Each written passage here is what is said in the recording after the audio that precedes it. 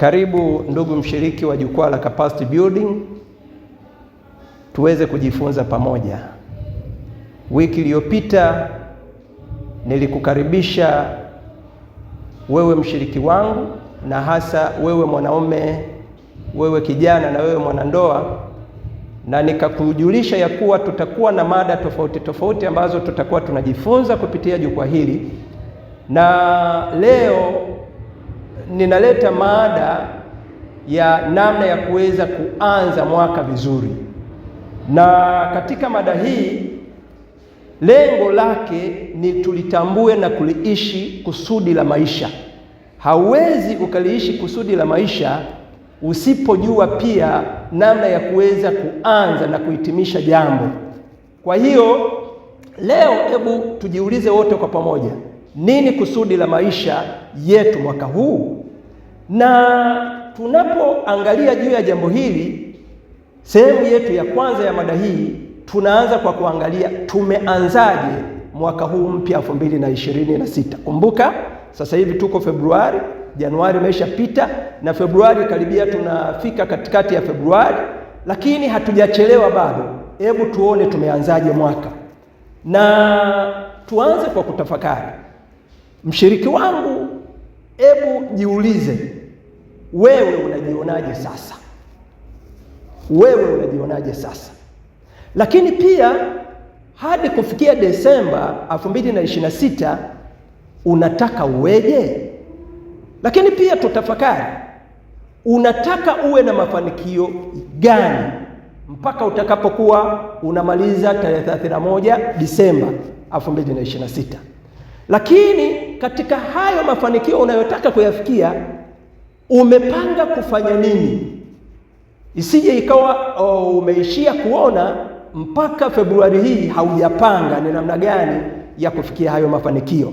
Lakini pia umeanza kufanya nini? Je, hayo uliyoyapanga mpaka hii Februari kuna lolote ambalo umeshaanza kulifanyia kazi? Kumbuka, nikukumbusha jambo hili ambalo mwandishi wa kitabu cha Methali sura ile ya 29 mstari wa 18 anaandika akisema, pasipo maono watu huacha kujizuia. Na anasema heri yule anayeshika sheria, yule anayeshika taratibu, yule anayeshika kanuni, yule anayeshika maelekezo ya neno la Mungu, lakini na maelekezo yanayohusiana na yale anayotaka kuyafikia kwa mwaka husika. Heri huyu, amebarikiwa huyo. Ndivyo mwandishi wa kitabu cha Methali anaandika kisema. Lakini baada ya tafakari hiyo, naomba tuone kweli hizi mbili za maisha. Kweli ya kwanza ambayo naomba tuione ni hii ya kwamba huwezi kuishi zaidi ya unavyojiona nafsini mwako. Huwezi kuishi zaidi ya unavyojiona nafsini mwako. Jinsi unavyojiona ni kipimo cha maisha yako ambayo unayaishi na utayaishi. Lakini kweli ya pili ni hii kwamba usipobadili ujionavyo nafsini mwako na kuwa shughuli, maono hayo, kujiona huku, kunabaki kuwa ni ndoto ya Abunwasi na hadithi ya Alinacha. Maana yake vile unavyojiona usipoviweka kwenye utekelezaji, itabaki kuwa ni hadithi tu, itabaki kuwa ni ndoto isiyotimilika. Na ninaomba leo nikutajie tu vipimo 7 vinavyoweza kukuonyesha ya kuwa umeanza mwaka vizuri. Na hivi vipimo tutavipitia kimoja baada ya kingine. Kipimo cha kwanza ni umakini. Umakini ni kitu ambacho ni cha muhimu sana. Na watu ambao ni makini wanapoanza mwaka, maana yake wanaangalia mwaka uliopita walipanga nini, wamefanikiwa nini, kitu gani ambacho hawajafanikiwa, na nini waweze kufikia mahali wakifanya katika mwaka huu, ili wawe na mwendelezo wa kuona mafanikio katika maisha yao. Umakini unatutaka tuweze kujitengenezea furaha, sio kutegemea furaha za kutengenezewa na watu wengine. Tutaona zaidi juu ya kipimo hicho cha kwanza kwenye mada inayokuja ya wiki ijayo. Lakini kipimo cha pili ni Mungu kwanza. Unajua sisi ni viumbe wa Mwenyezi Mungu, tumeumbwa na Mungu. Ukimweka kando Mwenyezi Mungu, ukimweka kando Mungu, maana yake ni ngumu sana kuweza kufikia mahali pa kuweza kufanikiwa. Hata kama ukifanikiwa, yale mafanikio hayatokuwa ya kudumu, kwa sababu unaweza ukajikuta Mwenyezi Mungu amepiga filimbi mpaka uhai wako ukawa haupo na usifikia kabisa kile unacholenga kuweza kukifikia. Kwa hiyo kipimo cha pili ni Mungu kwanza. Kipimo cha tatu ni maono. Maono maana yake tunazungumzia ule uwezo wa kuona mwisho mwanzoni, kama ambavyo tulivyotangulia kusema. Maono ni kuona Disemba yako iliyochanua unapoingia Januari, sio kusubiria kuiona Disemba iliyochanua wakati kuanzia Januari haujaiona. Lakini kipimo kingine cha nne ni mipango. Huwa tunasema kushindwa kupanga ni kuchagua. Unajua kupanga ni uchaguzi. Sasa ukishindwa kuchagua kupanga, maana yake umechagua kushindwa. Maana yake bila mipango unakwenda bila kuwa na roadmap katika yale unayoyafanya na hauwezi ukafanikiwa.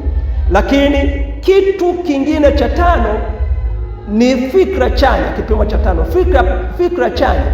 Unajua kila kitu kinaanzia kwenye akili, kinaanzia kwenye kufikiri, kinaanzia kwenye mtazamo.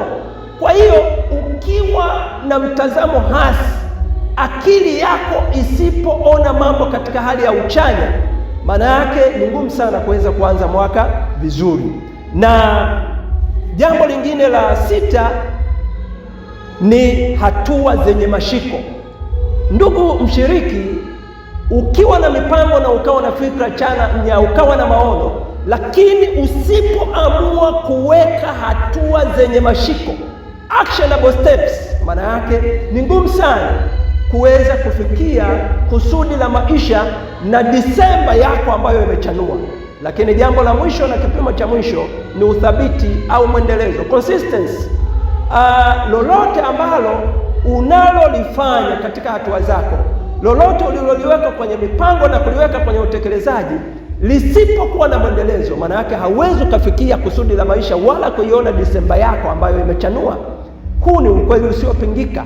Maana yake utafanya hili, utaliacha, utaenda lingine, utaliacha, mwisho wa siku Disemba hiyo hapo haujafanikiwa kwa chochote, kwa lolote. Tutachambua hivi vipimo 7 kuanzia wiki ijayo, na tutaanza na kipimo hiki cha umakini. Naomba uendelee kushiriki pamoja nasi kwenye hili jukwaa, na kwa haya tu ya utangulizi, ukiwa na chochote cha kuchangia, karibu kwenye comments, changia, lakini pia usiache kusubscribe. Asante sana msikilizaji wangu na mshiriki wangu kwa kuweza kusikiliza huu utangulizi wa mada hii ya kwanza, na tutaendelea kujifunza pamoja. Asante, ubarikiwe, tutaonana wiki ijayo. Asante.